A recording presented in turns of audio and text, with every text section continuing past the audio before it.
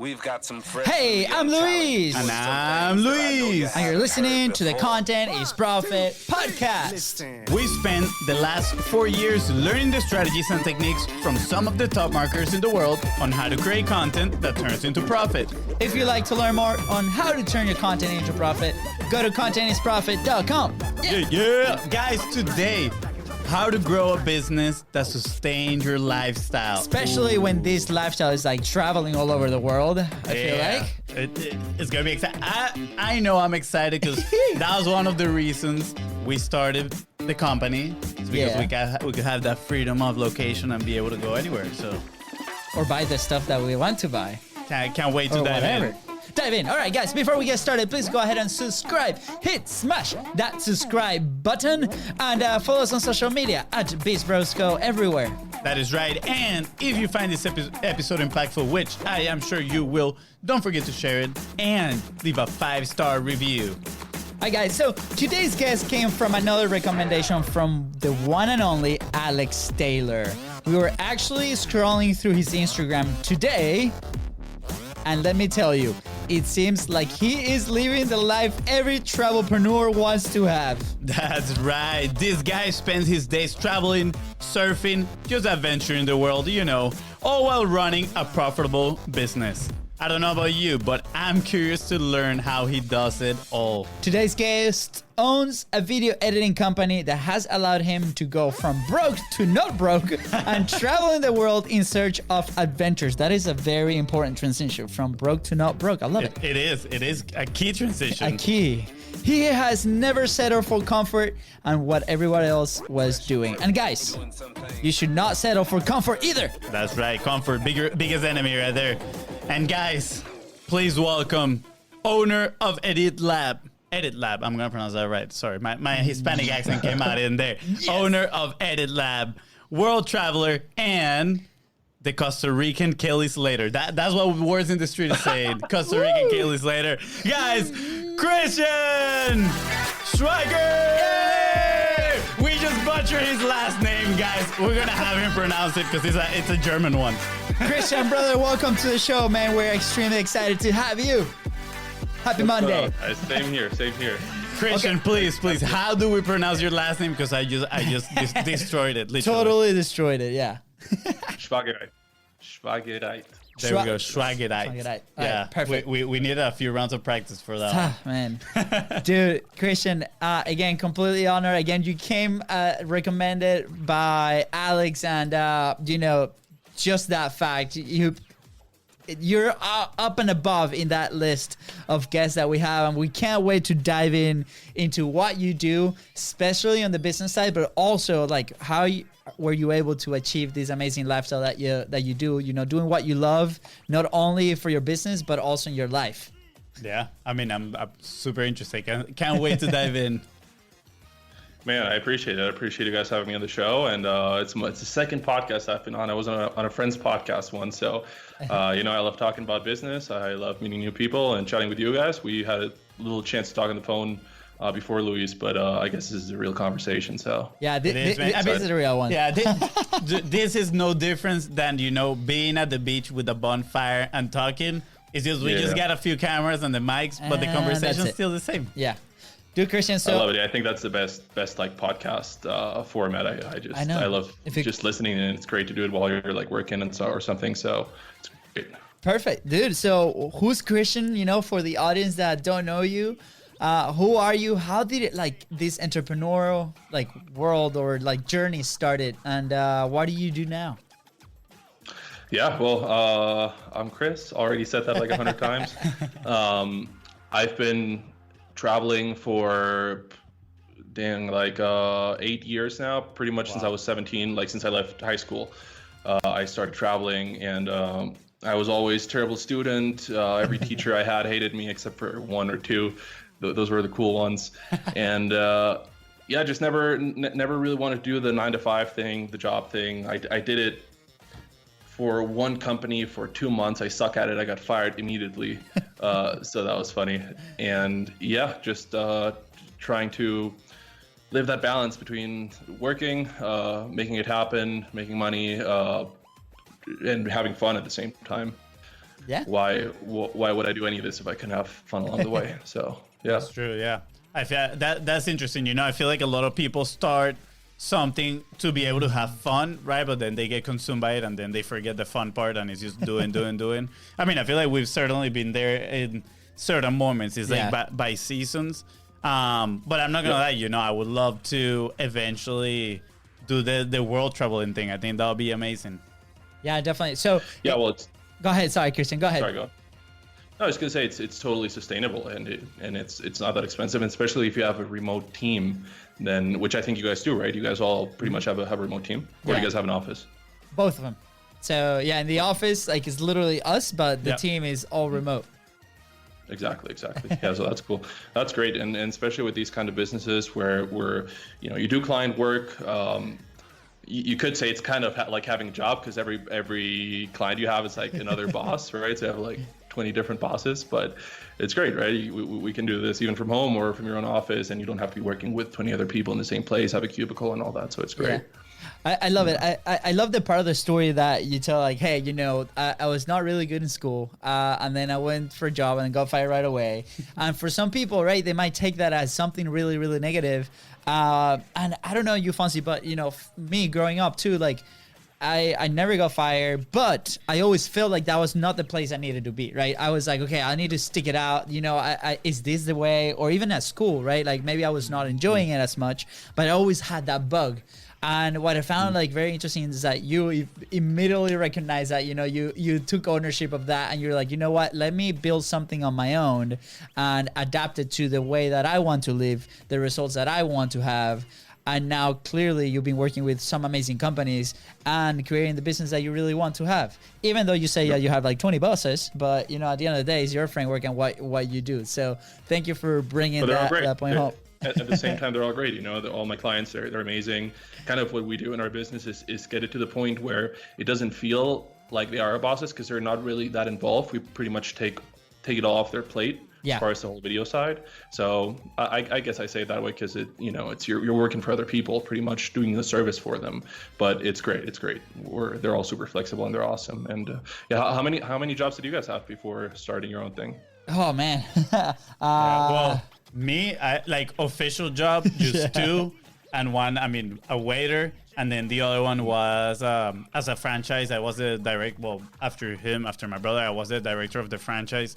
And we used to coach kids, 2 to 6 year olds, how to play soccer. I did that for about 3 years. And then I was like, well, thank you for all the patience that I learned. But if I eventually want to have kids, I need to leave this place right now. So that was the end of it. I mean, you know, we mentioned it before, but we're from Venezuela. So back home, I did have a couple of jobs. I started with an internship with Red Bull, which was amazing, right? I kind of landed in that company. Red Bull's such a cool company. Oh, great. I had such a fan of the brand. And then evolving into a marketing role. But then coming to the States, right, we became a soccer player. So we had a scholarship. So I consider that a job. And inside of college, I probably had 5 to 7 different jobs. And then outside of it, you know, going to the soccer franchise, then we coached too, and then we did in the fitness industry. So yeah, a ton. We've been around for a little bit. But again, I feel. Thank you for that question, because in each one of them, I feel like it was part of a path for a greater thing, which turns out to be our own thing, right? Our own company and the thing that we're. Even in our own business, we have transitioned so many times. You know, we started actually as a sticker company, just to put it that way, right? That's crazy. And now we do podcasts. Dude. So so you have to do stuff to like figure out like what is it you want to do. And I don't even know. I love my business now, and I think it's great, and I really enjoy it, and I enjoy all the struggles that come with it and all the wins. And every time you close a new client, it's super exciting. And every time you maybe miss a deadline and we couldn't get this video to someone on time, then it's like, oh, bummer. I wish we could have done a better job. And that's just all part of it. But yeah, you just have to do stuff to figure out what it is you really want to do. I think very few people get it right the first time. So it's just part of it. Yeah, for sure. Can I go in off that question? You know, like you said at 17, you started, you know, traveling, and that's when you wanted to do your thing. Did you do anything else, or did you immediately started with video editing? No. So I initially wanted or when I thought I was going to go to school, I did go to school. I did go to college. I was studying economics, so I did. I think 2 semesters of that I had. In those 2 semesters, I had to pass, I think, 12 or 14 courses. I passed 2. So then I was like, I don't really know if this is for me. It's kind of boring. And then I was I got to figure something out. I got to find a way to make money. And then I kind of took over my grandparents' business for a little bit. That didn't go right because it was already in a bad place. And I kind of had to take it out of there, and I had no business experience. I thought I could do it, but kind of the circumstances just led me to have to do it. And then I was like, no, dang it. And so through that, I met a guy, an Indian businessman. His name was Rakesh. He was a cool guy. And that's how I started traveling. Through him, I just moved to Germany, started working for him, doing all kinds of stuff. Then I moved to Latvia, small country in northeastern Europe, the Baltics, super awesome people there. And I was just doing like this more corporate kind of stuff, which I guess I had 2 jobs then, but there was so much traveling involved in that I didn't really see it as a job. So it was kind of cool. Yeah. And then I moved back to Costa Rica. I had this normal job, boring job. And then I just started kind of doing my own things. I bought a drone. That's how I got into video work. And, before drones were cool, I guess. And just started doing that. And then I was like, oh, I got to learn to use a camera. And then I started working for this online marketing company as a videographer. That's kind of how I officially got into video work. And then did that for a while. And then my friend that used to be an affiliate for this company hired me, and then I moved to Miami for him. His name's Steven, great guy, awesome dude. And then I lived in Miami for a year. That was really cool. Doing videos, creating online courses, doing all this other sort of stuff. And it all kind of led to this place because I learned some marketing there. I was already doing the video stuff, and then it all kind of meshed together. And so I just started doing video work. That's basically how I got into it. Dude, that's awesome. What I hear in this story is that you did whatever it takes. You literally did whatever it took to get to your dream scenario. And I feel like maybe the image of your dream scenario was not clear 100% of the time, but you knew that that was the general direction that you wanted to go, and you were like, opportunities were presented and you took them. And sometimes we talk with a lot of businesses, maybe established businesses or people wanting to get get started in this entrepreneurship / content / things, right? And they feel like they need to have a clear path. I feel like they need to have a clear direction, like you just said, like, hey, I want to go there, but if it takes me 20 turns, it's okay. You went, to Germany, to Latvia, back to Costa Rica, then to Miami, different kind of jobs, trying different things. And at the end of the day, it led you to, you started to create your own reality, right? Which is amazing. Yeah, nobody's path is going to be a straight line from point A to point B, for sure. Especially in a world. Well, and it's funny. Sorry, go ahead. Sorry, it's funny because I did the video work, then I completely stopped doing it because at some point, pretty much, we kind of all the people I was working for, some things didn't work out, and I worked for someone else. That whole thing ended up completely breaking, and after Miami, I pretty much had nothing again because I was working there for my friend. That whole thing went south, and then I was back in Costa Rica, and I pretty much didn't have anything to do. I didn't have anyone to work for. I had saved no money because living in Miami is so damn expensive. So I had zero money pretty much.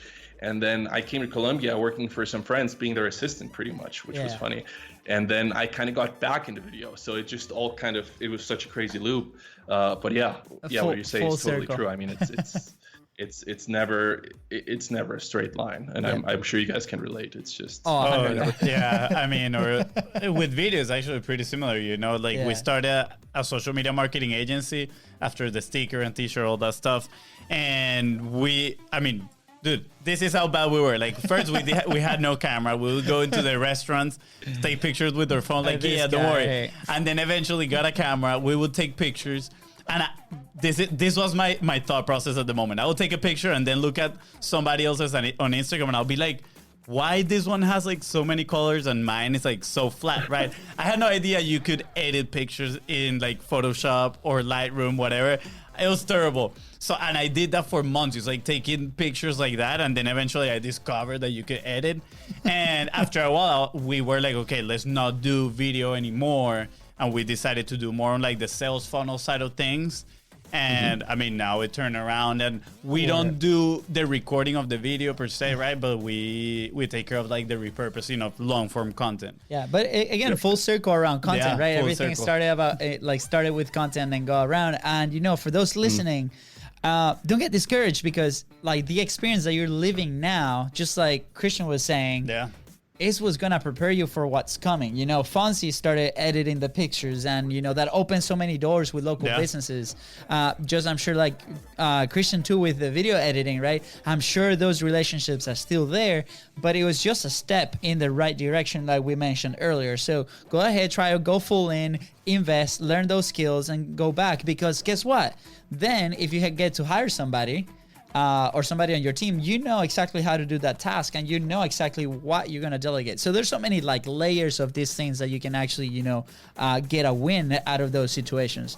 Now, Christian, what were some of the challenges, through all that winding, your crazy road to what you do now?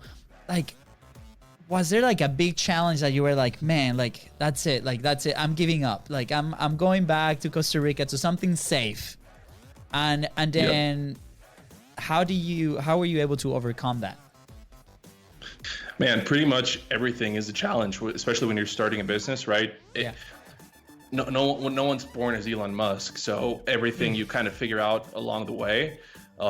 Initially, when I started doing video work, this job I had applied for this online marketing company, I had no idea I had a drone, right? I could fly a drone. I had no idea how to edit videos. I had no idea how to use a camera. I had no idea with nothing. I had a GoPro also. Yeah. And so when I got this guy told me about this job, and I was like, I'd love to do this, but I have no idea how to do any of this. So I borrowed my friend's camera. I had the GoPro, I had the drone. I went to the job interview. The job interview was to make a video. So without knowing anything, I just went, filmed. I had watched 2 tutorials on YouTube on how to use Adobe Premiere before that. And so I'm there, and you had to do everything at the place, right? So you had to film, you had to edit the video right there, and then give it to the guy. Whew. And my video, I don't think it was great. I don't think it was terrible. I spent, every time I didn't have anything to do, I spent so much time on YouTube that I guess I kind of got a feel for how to film and how to make things look kind of good. So when I was there, I don't think my video was the best out of all the people that were there. But I had taken my GoPro, and they were building this hotel where you had to like do the job application pretty much. And they're still building it. So I gave my GoPro with the mount mount to the guy that was driving the tractor. So you could like see him like drive the tractor from like his point of view. And I put that in the video. And I think that's what kind of sold the guy. I guess I was kind of creative there. But at the same point, I had no idea what I was doing. So I was like, oh, I'll just probably give this to this guy, and he'll just put it in his mouth, and it'll look cool, I think. Right. And so like while being there, I was kind of figuring things out. So for sure, everything was a challenge along the way. I didn't know how to do anything at any point until I actually knew how to do it by doing it in practice. And I think my biggest challenge, honestly, and that's still a challenge, and the thing that I learned from Alex, really taught me, and that now I feel really a lot more confident in doing than before, is finding clients. Yeah. So how do you find the clients, and how do you sell the clients? I never knew about phone sales. I never knew that you would like hop in a call and then you try to convince this person to give you money to do this thing, right? And that always felt like a challenge. And that's why I always never felt like I could be the number one in a business. And I told that when I started working for Alex, I was like, I think I'm a good number 2. Like, I think I can take care of operations, of dealing with day-to-day things. I think I'm smart enough to where I can figure most things out, like within that operation, right? Yeah. But I never knew, like, how do you find clients? How do you get people to pay you money? And that's what I learned from Alex. He crushes it in that hard. Yeah. He knows advertising. He's a killer salesman, and just by being in that environment, I was like, oh, wow, this is not that hard. You run ads, you get leads, and 90% of the people won't be interested, or they won't have the budget, or they won't this or that. But then that 10% is what all you need to run a profitable business. So that was it, no? Yeah, that I love that, and I love how you stated that pretty much everything is a challenge, and it is actually, and especially as a business owner, they're gonna come every single day at every single minute, and you gotta deal with them. If you start thinking about it like in a negative way, man, you'll never get out of that hole, right? And something that you mentioned that I really like is, at some point you said kind of like that you didn't know anything. What was next? Kind of like the next step, right? And I remember listening to this podcast once, and they were to continuous profit. It wasn't continuous profit. But they were interviewing this guy called Phil Jones, right? He's a salesman. He's a huge salesman in the UK. And he was saying that for him, kind of like a moment of clarity was when he realized that nobody actually knew anything. He says, like, people in the biggest positions, is like, sometimes they don't even know what they're doing, right? But the difference is that they take action and they figure it out. Just like you said, right? Like, you're pretty good at figuring things out and here and there. Honestly, I think that phrase describes our business journey as well. It's like, how do we do this? All right. And then we turn around and we figure it out and we just do it. I think too, I love the fact that you took that risk and you're like, hey, you know, I kind of saw something on YouTube. Like I dove in, I learned as much as I could. I guess sponge, I absorb all that information, then I execute it. And the fact that, you know, you gave that GoPro to that guy and just being a little bit creative, like just different. And again, guys, it's not better. It's about different. It's about the positioning that you do with your company.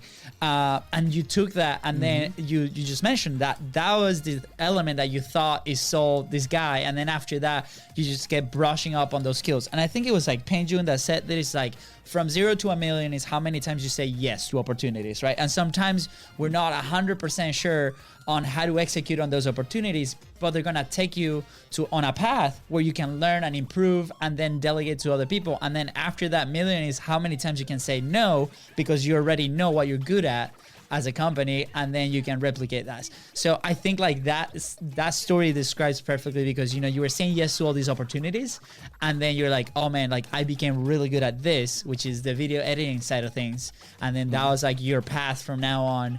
Now you're like on the sales side, like I gotta learn all these new skills on this new stage in my life, dude. So I just find it's wonderful. You know, we can see like all these elements on your story kind of building up.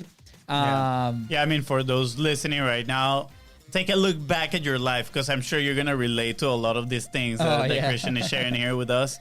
Because, you know, as you mentioned it, I'm like pretty much like remembering our own story, and I'm like, wow, like there's so many, you know, of these points that we've actually lived. And I don't know why, but I feel like a lot of entrepreneurs' journey is like that too. Like it's very similar. And I think in a way that's why we're able to connect also good. And then when we're like sharing stories with each other. Dude, Christian, go ahead. Sorry, go ahead. No, I was just going to say that actually, funny enough, some of the things that I never thought would be a challenge are a big challenge right now, like hiring. Hiring as a business owner. Man, holy crap, it's so hard to find good people. It's I think it actually was easier to learn how to make money and sell clients and close leads than to find good people. Right now we're trying to hire a project manager / videographer, and it's crazy because initially I was trying to find an editor. That was a pain in the ass. It was really hard. Found him. He was great. His name is Ian. He's from the Philippines. He's one of our editors right now. Great guy, awesome dude, really crushes it. He was my first editor. And now I'm trying to find a project manager, but Ian is remote. For him, it was just like, hey, you just got to edit. Right now, we're trying to find someone who will actually travel with us. So our pitch is, hey, we'll pay you. You get to travel for free, live for free. You get to have a private chef because we always try to have we try to live in countries where we can afford to have someone cook for us and take care of all the things that we don't really want to deal with, so we can focus more on business and on the things we want to do for fun. And I've been looking for months, man. I can't find anyone. So we're kind of right now. We have a couple guys that are interested, and we're hopefully going to hire someone this coming week. But I never thought hiring people would be this hard, and it's been a real challenge. So it's funny, right? Like things that I never thought would be a challenge are actually a challenge. Exactly. That's crazy. You know what we're going to do? We're going to chop this clip right here, and we're going to put it, you know, we're going to share it everywhere and be like, hey, guys, look what you get with this job, you know, and then we'll send them your way to see if you get some people. Hey, and if you're listening now, you know, let us know in the comments, send us a quick DM at BIZBROS, and we'll definitely refer you to Christian. I'm just throwing this out there. If it wasn't because we have our own business, dude, I'll be already applying for the job, traveling and food. You sold me already. Ready to go. Dude, Christian, you mentioned something really interesting, right? Like when I want to transition a little bit on the sales side, because, you know, part of the show is like, hey, how do you get that frictionless sale? Right. And you say, well, Alex is a genius at this. And yes, we agreed 100% after we chatted with him. But you said something really important. You said it's about, you know, those leads, the conversations that you're having with those leads, and then being okay with 90% of those saying no. And that's such a value bomb right there, because a lot of people think, like, on these online games, especially, right, brick and mortars, people are getting started. It's like, oh, you know, I'm gonna throw this Facebook ad out there, or I'm gonna throw this video out there, and then everybody is gonna come buy from me, and then it flops. That's the consistent thing. So, like, through that journey, like, you guys dealing with, like, all these leads, especially now you and your with your agency and your business, how, like, why was that so important to understand? And then what are you doing to actually get those people to buy from you and keep them as clients? Yeah, well, yeah, exactly. So it's, if you want to start your own business and you want to make sales, and unless it's, but even if, say, you have a tech type business where you're offering, or a SaaS company, even then, like, most people won't actually buy from you, and you just have to accept that, right? So initially when I started the business, it was all referral based. So my first clients were all referrals. It all worked out, right? Got those clients. Referral, I think, in my opinion, is the best way to do business.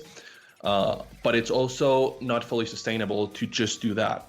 And so then when I was working for Alex, I figured out, oh, he's spending X amount per month on advertising. And from all those dozens and dozens of leads he gets, very few people buy, right? If you take it in context from, say, how many people see the ads to how many people actually become clients, very few of them are, right? So I was like, I was scared of running ads because I didn't know how much money, or I thought I would have to spend all this money to get leads. But then, and you just do it, right? Then you spend $500 on ads per month, and you get 50 people to see your ad, 20 people to book a call, or even less, maybe 5 people to book a call. And out of those 5, all 5 say no, and you're like, dang it, I just spent $500, made zero money out of this. Right? And then you start testing new stuff. And mind you, again, I'm not the one running ads. Derek was running our ads, right? You guys spoke with Derek before already. You already had an episode with him. And now our ads guy in Funnel Empire, Gerben, is running our ads for Edit Lab, also just crushing it there, doing a great job. And yeah, you just have to, when you're trying to do advertising, you just have to test. You just have to spend money to make money, right? That's a risk you're going into. And if you have a good ads guy, you should feel confident that it might cost you some money to test and to get that right audience for you. Yeah. Even now, we're still getting a lot of clients from the ads we're running. I still don't think we're at the right place, and we'll have certain ads that do really well for a little bit, and then they run out of juice, right? They just stop working because people have seen them too much, and then we have to test new stuff and spend money again without getting any leads. And then we'll hit that period of time where we get leads. Those leads cover for all of the ad spend and more to, of course, make profit, pay our employees, get more money for more advertising, use better software, hire better people, et cetera, et cetera. It's just a process. There's no magic pill to getting clients. It's just, you have to do it this way. Love it. So yeah, I love the obviously that, and we talk it with Derek, right? It's an investment approach to it. A lot of people see it as just as a cost, as an expense, right? It's like, oh no, I'm wasting this money, right? No, you're investing it, and if it doesn't give you results at first, you're investing it in learning what not to do, right? Like, okay, I'm not gonna do this, and let me try another thing, or let me do more of this. So I think that shift in mindset in Mindshift is necessary. Yeah, good question. So well, and what do you guys do, right? Like you offer another method of getting clients, right? So you're hey, you hop on this one podcast, or you have this one longer form interview type thing. How can you repurpose this? But at the same time, I feel like a mix of both, right? So you guys pretty much create something for clients that they can either use for unpaid advertising or for paid advertising, right?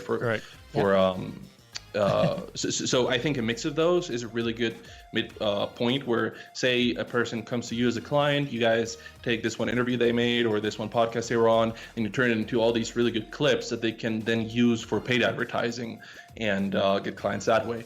For example, Edit Lab, we don't really do any organic marketing. We have a Facebook page and an Instagram profile just so we can run ads with it. Right? So we don't actually do the organic thing, just because we think it's for us a better ROI to simply run ads with that same content that we would put on social. Exactly. So I guess there's no harm to doing the organic thing also. It's great, of course. We just don't do it right now because we also don't have the manpower to now manage social media and do all this other stuff, right? Yeah, so 100%. yeah. I love the fact that we're able to have this conversation because, we feel like for the longest time, organic versus paid, like one or the other. It's okay. It doesn't have to be one or the other. It could be both, or it could be just like paid ads. That's fine. It's the system that works for your current setup as a business.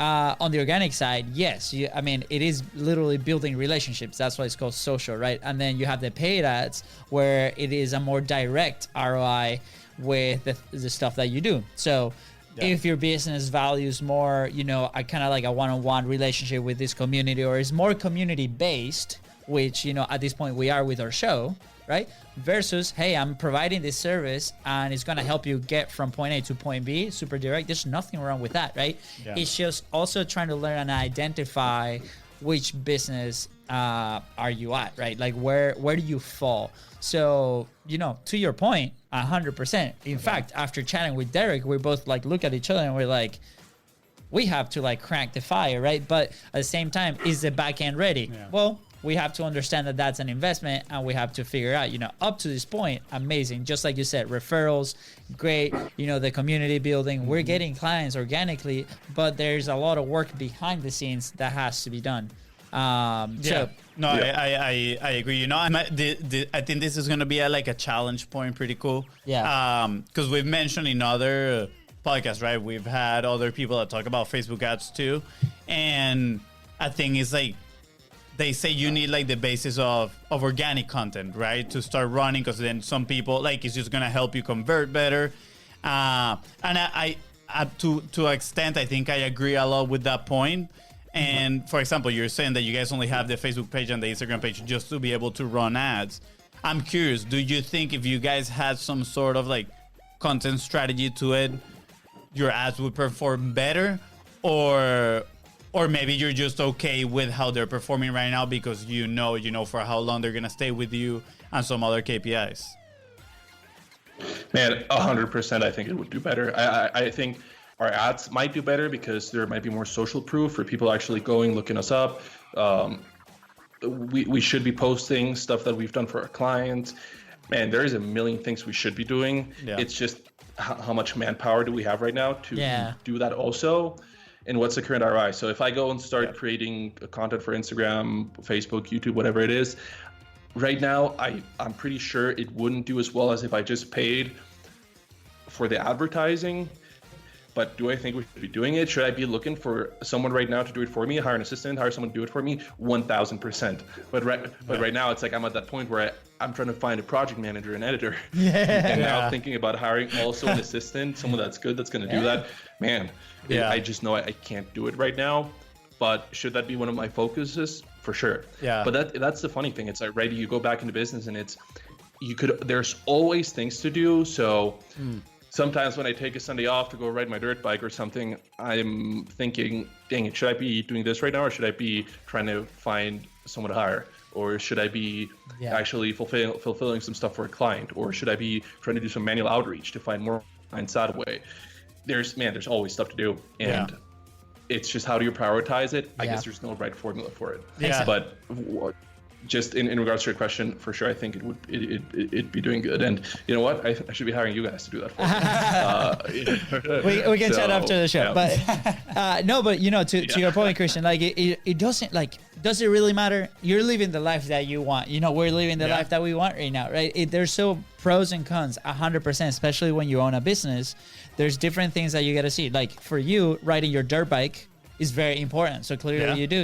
I have a 1-year-old, so Sunday I'm going to spend it with my 1-year-old. FONZI will eat popcorn and eat ice cream all Sunday because he has no one. No. I'm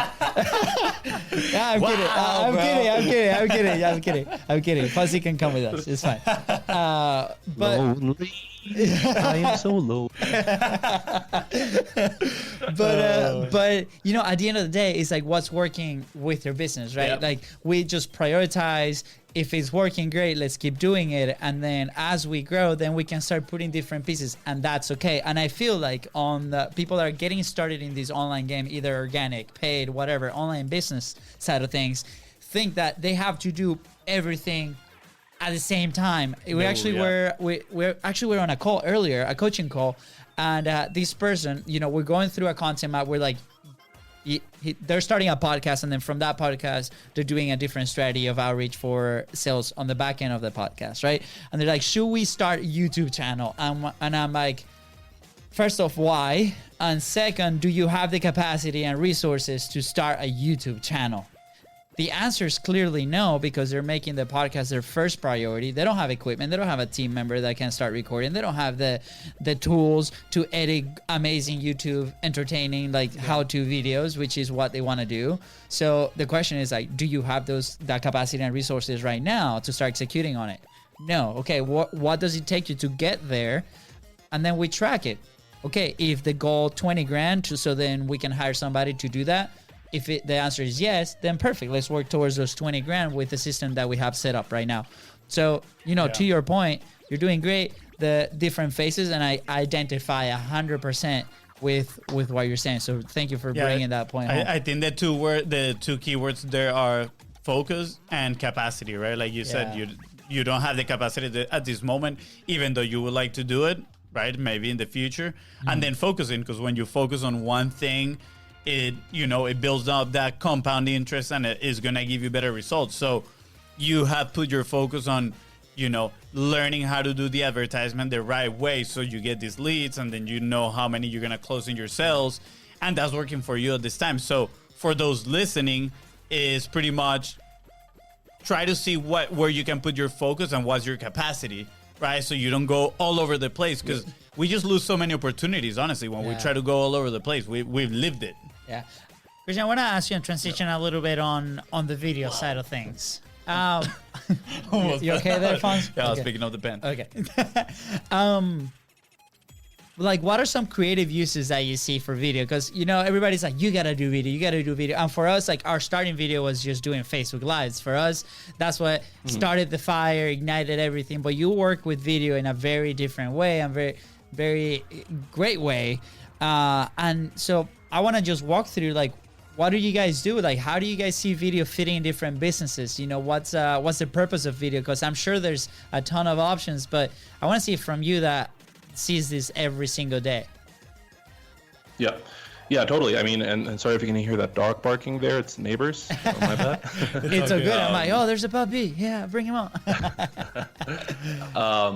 Yeah, I think video is fantastic for any business. I don't see any reason why, as long as it's within someone's capabilities, I don't see why they shouldn't be doing it. And of course, back to the same thing we were just talking about. It's, as long as you can do it, I think you should. If you can't do it, then there's for sure things that are more important that I see in the business, right? And this goes back to the same thing. So it's, should I spend 30 minutes right now or 1 hour looking for clients that I could be calling and selling to, or should I make a video? I think initially the ROI is more important to just go and do those calls. And that's what I learned, right? It's when I used to try to start businesses, and before I knew how to run a business, I was like, I'm first going to do the Facebook page, the Instagram profile. I'm going to make a Twitter for it. I'm going to do this and this and that. And I always ended up not using it because I couldn't handle all those things. I didn't have anyone to do it. So, right. So it all depends on your capabilities. But if you can do it, I think it's great. So some of my clients, for example, they have YouTube channels, right? Yeah.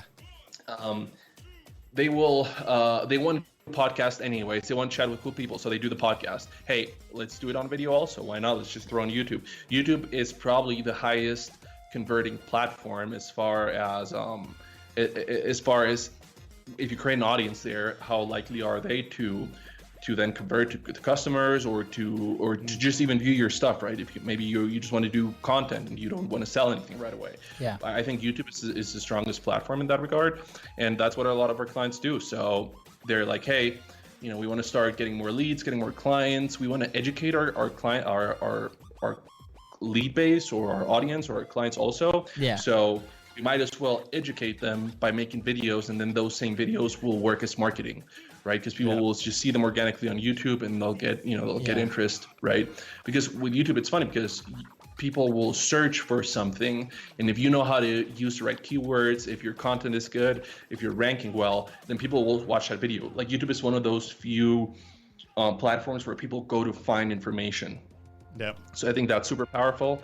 And yeah, again, for a lot of our clients, they're course makers, right? They do online courses for all sorts of different topics. We have some clients that do it for regular professions, so electricians, real estate people, all those kind of professions. They make courses because a lot of these professions, they're required to get educated on this before they can actually do it, right? So say a real estate agent in the States, you have to go and learn it. You have to get X amount of hours of education before you're actually allowed to do it. So man, I see it playing in a lot of ways. Some of my clients are YouTubers, right? So YouTube is their business. They get paid from YouTube to create content and then have YouTube actually put advertisements for other companies on that content. Yeah. Right. Some of our clients they just need video ads. So they're like online marketers, this kind of business. So they literally just want us to make video ads for them that are captivating, that are good for getting the best ROI. So man, there's all sorts of ways to make the most out of it.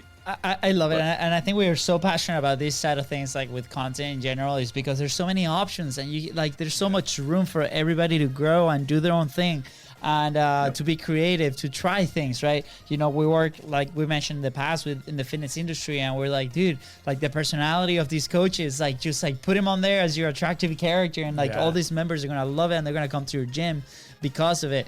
And I love because you mentioned there, and maybe like not specifically, but all these companies know where their audience.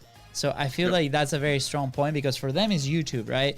But maybe your business is not a fit for YouTube yet, even though we think that everybody should be on YouTube. But at the same time, it's like, where's your immediate audience? Where are you interacting with this audience? Where are you getting your clients from? Like, there's some people that their clientele might not even know what YouTube is, which I find very hard to understand that. But or they have no idea what a podcast is. For us, our audience is straight on podcast, straight on Facebook. That's why we do those two platforms. But I love the fact that your companies and your clients use their content, either educational purposes, marketing. There's so many faces to this world, which is amazing. Yeah, and just kind of like to recap on what you said, it is Google, right, which is YouTube. It is intent based, so people go there wanting to learn something. They're looking for that specific thing. And the other advantage that YouTube has that no other platform has is that once you create a video and you post it in there, you literally have like online real estate, because you can look for something and a video from 5 years ago can pop up and you can still watch it, right? Whether on social media, the disadvantage it is, right, Facebook, Instagram, is that it's a feed, so it just gets lost. The life of a video, the lifespan is really, really short compared to YouTube, right? So honestly, I feel like on a more direct approach, more consistent kind of like content creation strategy, I personally would prefer maybe Facebook if you're like those type of social medias, because then you're being active with your outreach as well, right? Commenting in people, creating these conversations. But on a more passive way, I think YouTube is absolutely amazing, because you can just have your content live there for such a long time. I mean, Marley, she has this video that she created, I don't know how many years ago, and still ranking. You still, if you Google how to use Canva, like her video is like number one in the search right there, right? And she created this video a few years back, so that's impressive. So that's super interesting, and I think in that regard also it's very doable if you find systems, right? So whether it is, and sometimes it's just outsourcing, if you have the money to do it, say with you guys, right? I'm sure 90% of your clients, 95, 99%, don't want to be doing what you guys are doing for them. So you basically figure out a system to where it becomes doable, and where if you have the money to outsource it, you do it. If you have the smarts to do it through technology, you do it. And this is for anything in business. That's why I started my other company, Systematic. We just basically do business automation. So think, what are these things that I can automate in whichever way that is, whether it's outsourcing, whether it's actually using technology to do it, and how can that save me or make me more time to do these other things, whether that's sales, whether that is creating content, whatever it is. Yeah. And so, I think it's great. I mean, what do you like? What do you see with your clients? How many of them actually would do the stuff you're doing for them if they had to do it themselves? Yeah, no, definitely. And you know, it's cool that you bring that point, because actually one of the analogies that we explain actually what we sell is, yes, you're getting a bunch of repurposed content from your long form videos, right? But more than that, we're selling you the system. Literally, it's like a plug and play. Like, you can grab our system that for them, it would take them, you know, you don't know how long it could take them, because they would have to hire people. They would have to create the process, iterate the process, all these things that is going to take them time and lots of money, when they can just, you know, hey, I need these videos turned into, you know, like 30 pieces of videos. There we go. We got the process. You're going to save all that time, right? So it's, I think, is like you're saying, finding those processes to do it is key. And people can implement those at the time of creating videos and creating content for their own business. Again, I think it goes back to capacity. What's the capacity that your business has at this point, right? If you're not maybe able to hire somebody, and then stick to that capacity and do it consistently. Yeah, I love it, dude. Man, guys, I think even for life, like systems just make your business happy. They make you happy. Even it's funny, and I always think back to this. In the last house I lived in, there was 2 light switches in the bathroom. So one when you come in, and there's one in the middle of the bathroom, right? Which you can both do the same thing. And when I moved to the house, I would always get so pissed, because I would walk into the bathroom, use the switch inside, and then when I would walk back out, I had to run back into the bathroom to turn the light off, right? That's basically the gist of it. And then I was just like, okay, I'm going to make a system. I'm going to use the outside switch every time I go into the bathroom, and then use the same switch when I leave. And that made me so much happier, man. Now I didn't lose 15 seconds every time I walk back into the bathroom and turn the damn light off. You know? Yeah. It's such a small thing. Yes. But it just makes things better. You know, and same with like routines in the morning. Wake up, find this routine that works for you, that makes you feel better throughout the day. And it's a system. In the end, it's a system, right? It's, hey, I wake up, I hop right in the shower, I stretch afterwards, I listen to an audiobook, and then for me, like, audiobooks just prime me for the day. If I'm listening to this, like something business related, it just like puts me kind of in that mindset of like, okay, all right, I have to work today, so I'm not doing other stuff while I'm trying to work or just getting distracted. So anyways, I feel like those small things are just, they're great. They're you know, make life and business better. Dude, Ivan, I feel, especially someone that is like traveling all over the world, like systems must be a foundation of your life. Yeah, even while traveling, right? So I have exactly, when I'm going to go somewhere, I have my list of things that I know I have to take with me. So that's a thing that just immediately eases my mind, because now I know I have it written down what I have to take. I know that before I leave, I'm going to check through my suitcase, and I have this, and that. I know where everything goes, and it's not like I'm some crazy Elon Musk type of like OCD personality, because I'm not. Yeah. But those small things just make it so much better. Or even I read this book called I forgot the name. I'll remember.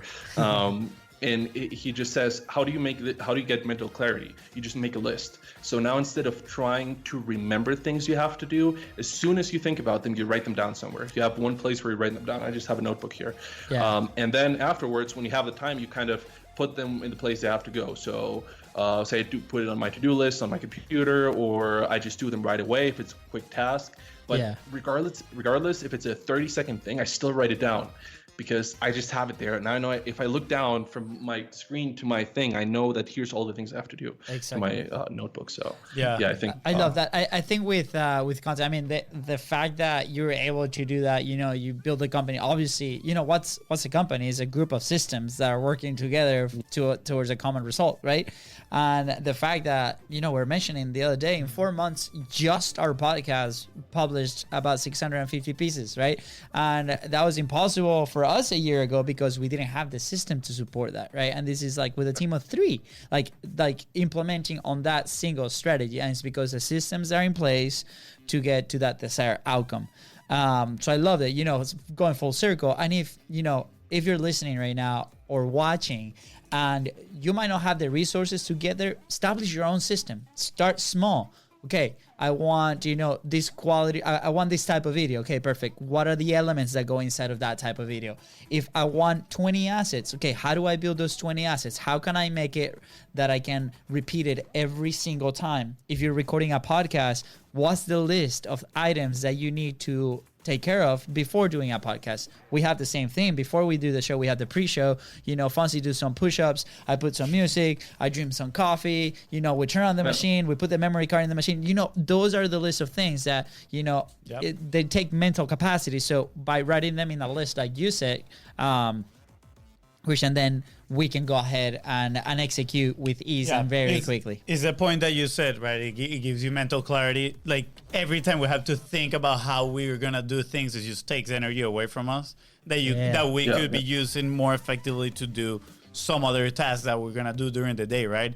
And dude, I always eat the same thing for breakfast every single time. Yeah. The reason being is so I don't have to get up and think like, what am I gonna have for breakfast? No, dude, 3 eggs, 2 slices of bread, and an avocado. That's it. That's what I'm gonna eat every single day for breakfast, and it brings me peace of mind because then I'm not struggling and I'm not starting the day with the wrong food. You know, like losing all that energy. So I think it's a super important point. Yeah, and what your brother said before, I think was super interesting. Is if you don't have the resources, then create your own systems. And I think that ties into itself because systems create resources. So for example, one of our clients in Austin, they were kind of struggling. They wanted to work with us, but they were unsure if they could create all the content they wanted to actually create. So I asked them, what's your biggest roadblock, or the biggest thing that's impeding you from actually making these videos? And so they were right away the tech side of like setting up the camera and that, right? So I just told them right away, do you have one room that's a quarter empty? And they're like, yeah, we have like 3 rooms in our office that we don't use. And I'm like, set up the camera on a tripod. I'll walk you through it. We'll hop on a FaceTime call and I'll walk you through how to set it up.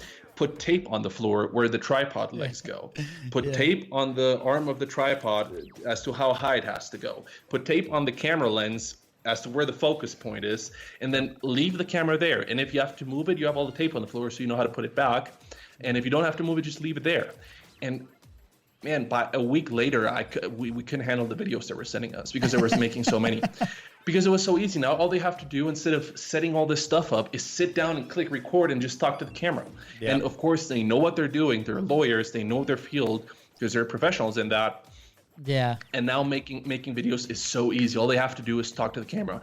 Sit down, click record, talk to the camera. Easy. And it looks great because we made it look good from the beginning. So now they're not, you know, sitting there for half an hour filming a video and then it's like, oh, dang it was out of focus. Yeah. Or, oh, the camera was in the wrong setting or this or that. It's become so much easier and it's a system. It's system. Dude, yeah. I love it. Fantastic. I love it. And I can't wait to see that part of your business that you're doing now because so many people need it. And especially, you know, that call that we had earlier too, we talked all about the system on not only doing the podcast, but how do we talk to the client on the back end to make sure that is a conversation that helps the business move forward. So, and it's all a checklist, like you said. So, amazing. That story with the camera reminded me so we actually attempted to start this podcast over a year ago.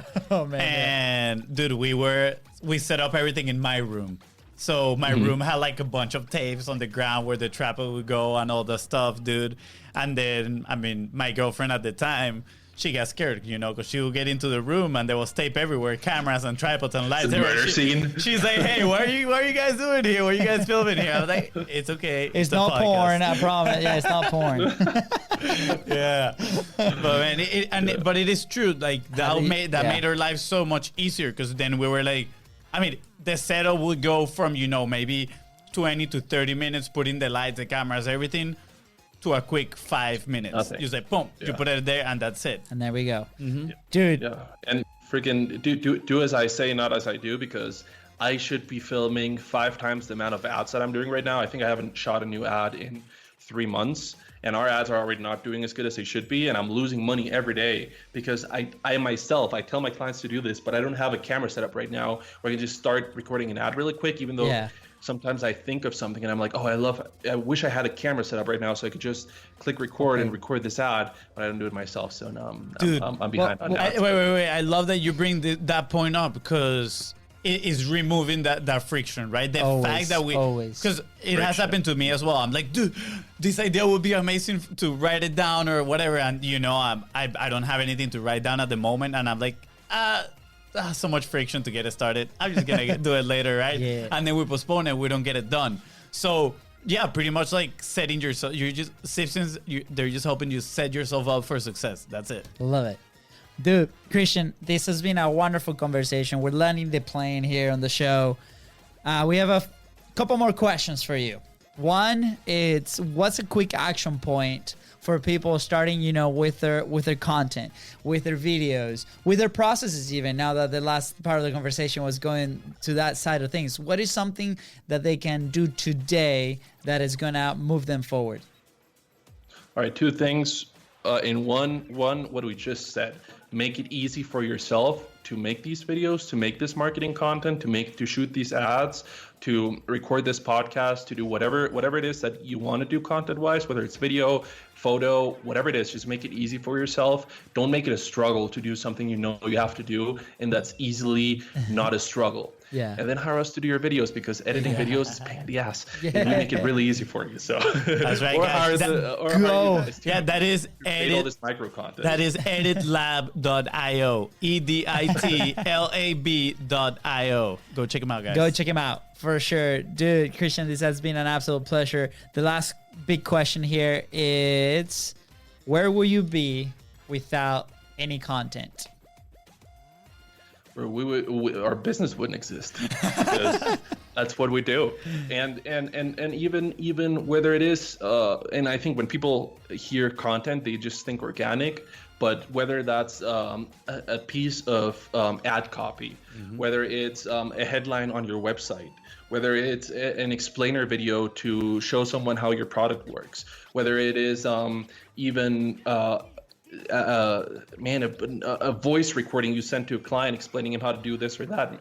It's content is modern business. It's the world we live in. So you need it. Make sure you're creating it to the extent that it is useful and it is an asset for you. And yeah, man, it's content is profit. Let's go. Let's go. Mic drop. That's the ad right there. That's it. That's true. Dude, thank you, Christian, man. How can people find you? I know FONZI dropped the website, but how can we get in contact with you if they're interested in checking your work and working with you? Man, editlab.io, that's our website. You're welcome to hop in there, schedule a call with me directly or with my business partner, Alex. We'll see if we're a right fit for you, if you're a right fit for us, and if you are, then we'd love to work for you. If you guys are interested about any business automation stuff, I'm just starting that up right now, so just shoot me an email, same email as chris@editlab.io, and we'd love to speak with anyone and just hear your stories and see if we can help in any way. Awesome. So, where can they find you if they want to follow your world traveling adventures?